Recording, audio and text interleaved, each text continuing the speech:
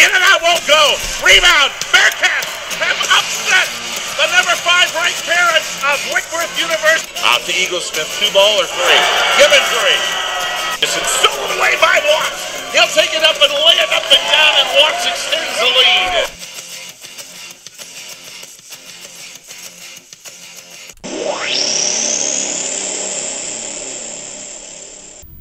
Bearcat Hoop audio interview series. We got the sophomores. What class are you guys when you graduate? 22? 22. Yeah. Class of 2022, all 4 of them here. I'll let them introduce themselves as we go around the table. Let's start over here. Johnny?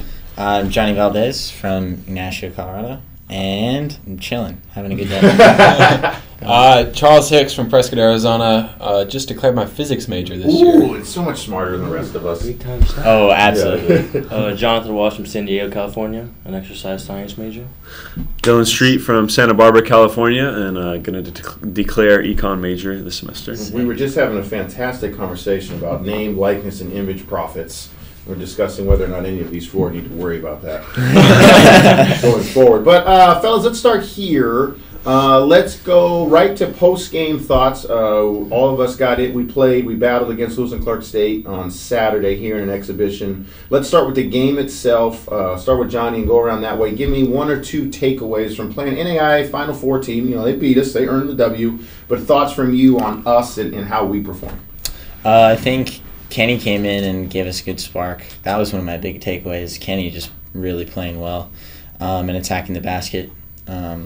And I think also our defense, in certain moments, we had some shine from some guys. So Charles Hicks?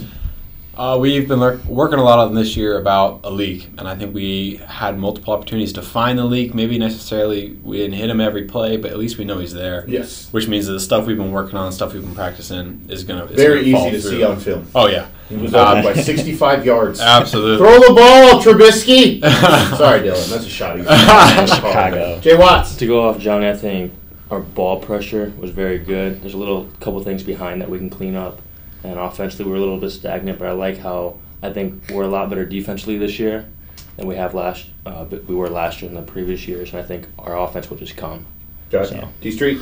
I think everybody that played coming in and knowing their role, and whether they played like 20 minutes or 3 minutes, no one complained. Everyone just went in and played hard. Very true. I thought every time we put somebody in across the board, they did their job. You know, they attempted. There was no like, oh, he's not here mentally or he's intimidated. There was none of that. So that's a positive as a coach.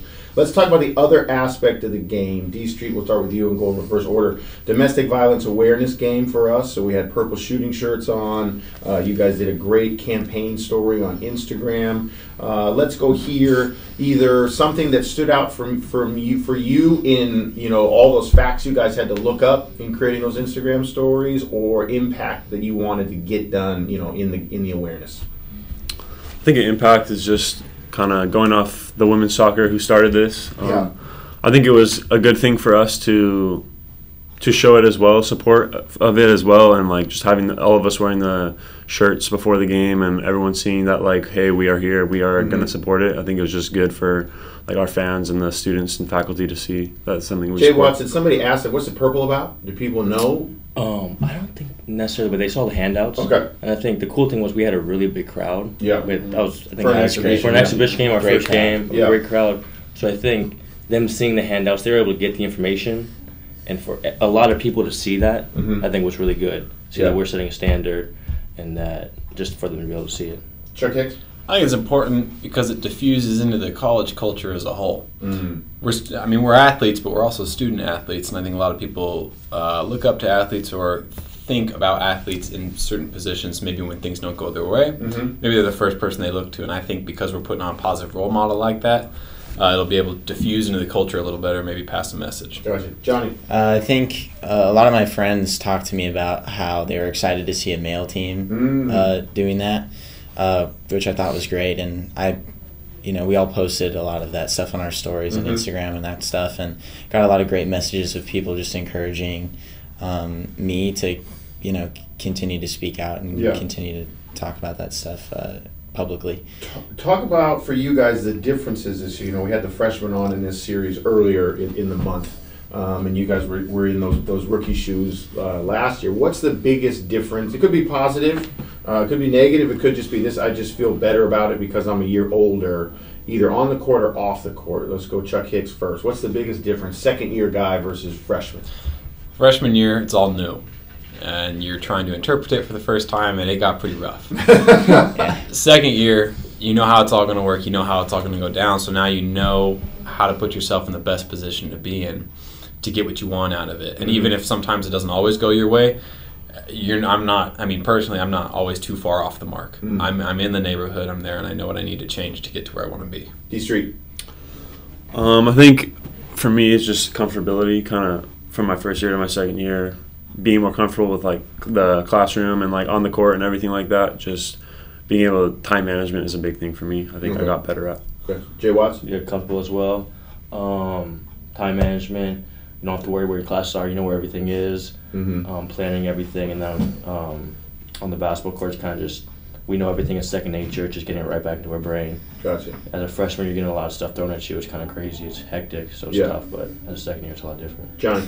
I think anxiety. Definitely not as anxious as I used to be. And a lot of just having more friends, more relationships that can kind of support us in whatever we need at whatever time. As a freshman, it's kind of difficult to cultivate those relationships and find people that are willing to listen to you when you might be having a negative day or might be having an overly positive day. It's a lot easier now to have somebody to reach out to talk to about that kind of stuff. How have you guys tried, and Watts, we'll start with you, how have you tried to help and guide the freshmen knowing what you knew about the experience? What does that look like on our team? Getting freshmen ready, prepped. Because, we got, like you mentioned, Kenny is a freshman, came off the bench. DJ and Kate are freshmen that started for us, JB. And, all the freshmen have had great moments. How have you guys tried to kind of guide their experience? I would say the big thing is ask questions.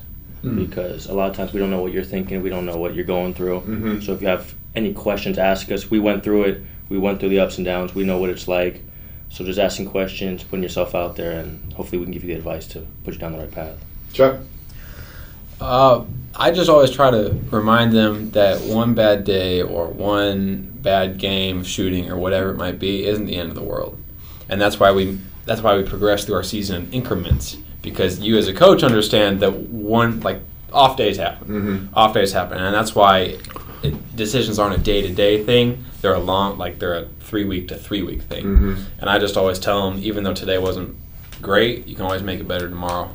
And in the grand scheme of things, today's not so good day is going to be a small percentage of the final product. D-Street and Johnny, what does it look like? Can you tell when a freshman head might be spinning? Can you see a moment on the floor? Are you looking for body language? Is it verbal? How have you tried to identify, they might need a little pep talk here, or they need a pat on the shoulder? I would say if they get quiet, because I think most of our freshmen are talkative and outgoing and in the community of our team and stuff. And when they get quiet and start not to talk so much to everybody, I think for me, that's kind of a tell of hey, maybe I should go talk to this guy, help him out, get lunch with him, talk about what's going on, and see if there's anything I can do to help him. Johnny? I think sometimes they'll lash out, get kind of angry, especially on the court. So I think for me, it's more about going over there and explaining to them what could have gone better for both of us if I had messed up or if they had messed up, and we kind of being able to talk about that on the court. And I think in the locker room, it's more of kind of just word vomit stuff at them. Sometimes just little tips and tricks of college and of working out and of just recovery and that kind of stuff. And I don't really look for too many signs. I'll just say something. They'll be like, "Oh, I actually did. I have a question about that," and then that opens up conversation in a way where I'm initiating this contact, and they're able to feel comfortable asking a question about it, because I was like, man, I was an idiot. I didn't know what the hell that was in my freshman year, Yeah. So Johnny mentioned habits. Give me a habit you think you develop now that you're a sophomore that maybe you didn't have last year, or you started creating it, and now it's something that's part of your day. It could be something that gets you through academically. It could be your nutrition. I mean, Watts will probably take over on that nutrition talk. But something in a positive vein that you think, oh, no, this is a habit of mine now. You know, our season motto is Habit 66. Things we do over the course of 66 hours to create a new positive habit. What is that for you guys? D Street. I'd say a habit for me is, I don't know. Standing straight-legged backside. I would say, Jay Watts? I'm not going to say nutrition, I'm going to say recovery. Okay. Because I think coming off freshman year, I started developing arthritis and realized that recoveries were very important. Yes. And something that I needed to start doing a lot more often. I think I made it a habit before and after practice, getting in the training room, getting the eyes, getting my body right. Chuck Hayes? Academically, I've made it a habit to get all my homework done at the same time, so I don't have to break up my day, because I found that when I break up my day with basketball and homework, I get very, very confused. Yeah. So by doing all my homework, or at least what I'm going to do for that day, and then I can go play basketball, I can keep all the school stuff in the back of my mind, focus on basketball, focus on what I need to do to better contribute to the team or individually, and then get back to it the next day. And I like that cycle. You like the focus of this moment, I'm here. Yeah, absolutely. Right. Johnny? My nutrition definitely is much better. And my timing between workouts and stuff. I think nutritionally I was kind of like terrified to try anything new when I was here as a freshman. And so now I kind of have those like meals that I know that are healthy, that I can eat, that'll make me feel good, so that during practice I'm not like feeling like I want to basically throw up. Yeah. And I have a fast acting metabolism, hyperactive thyroid.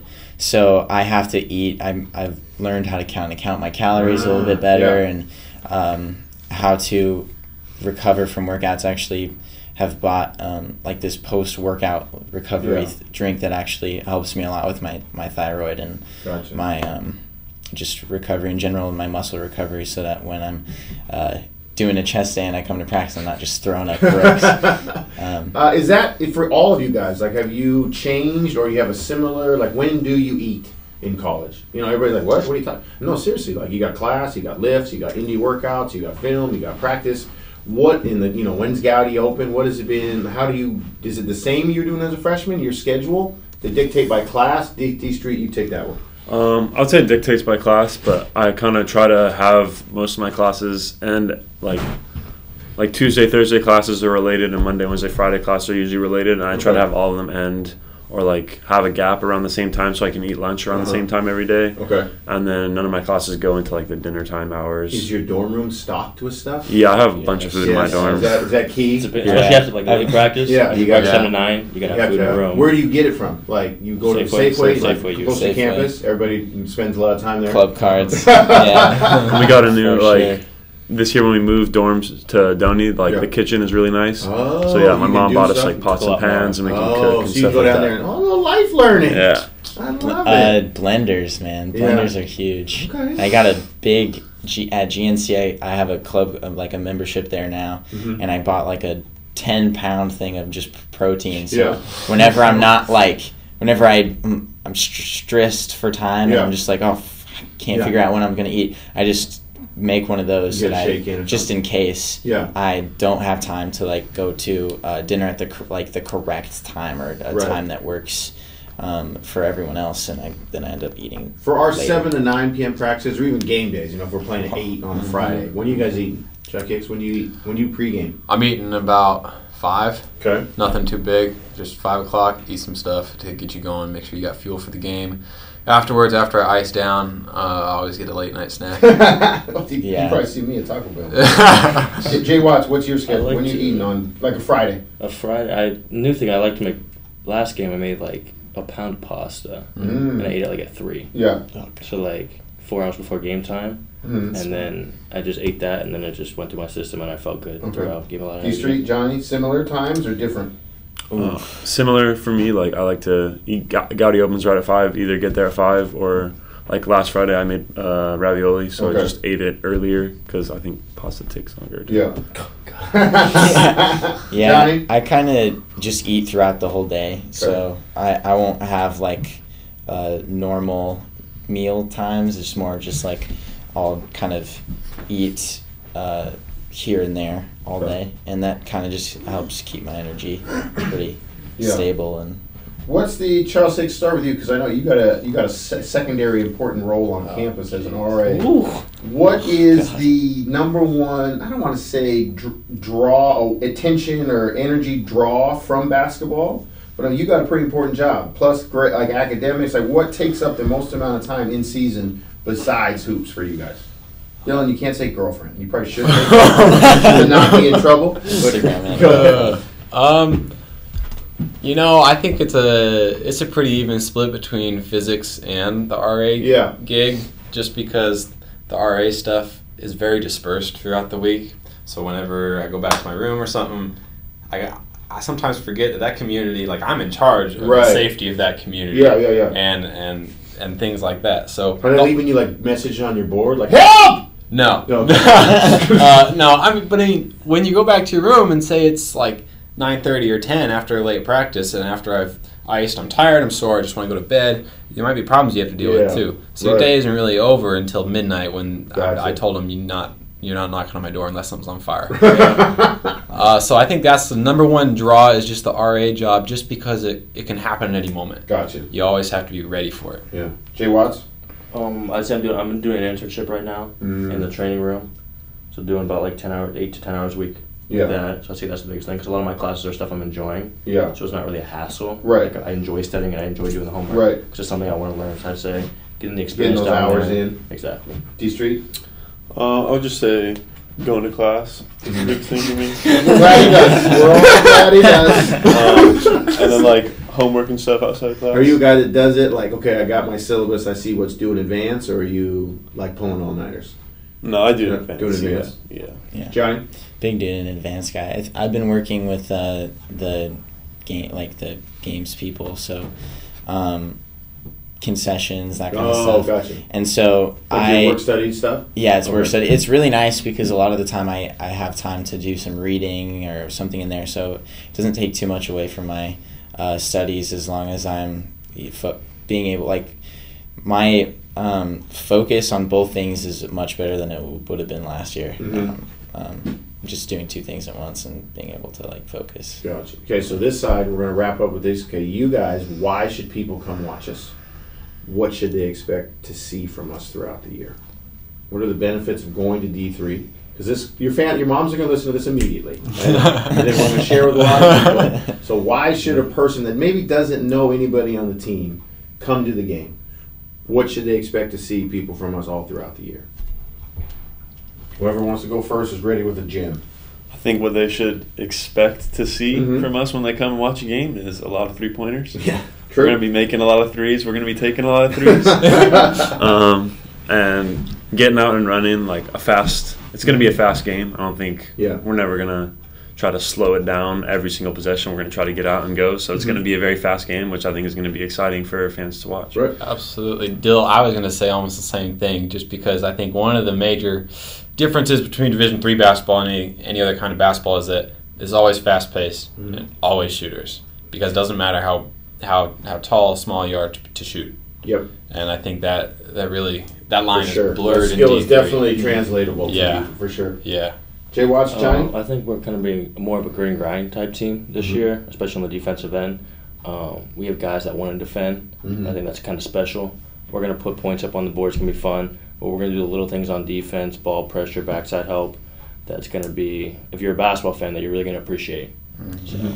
I think we're a really emotional team, so there's going to be a lot of let's go and that kind of stuff, which is really exciting in D3 basketball, is where we can really go out and work for each other, and it's not as much about like I'm going to go play professionally or whatever. It's more like, okay, we're brothers, we're having fun as a team, and we're going to work together for each other. And I think that's just really exciting, and just the emotions that we have and all of our bench celebrations and our celebrations on the court are going to be really exciting to watch. Yeah, absolutely. Class of 2022. Appreciate you guys. Thank you.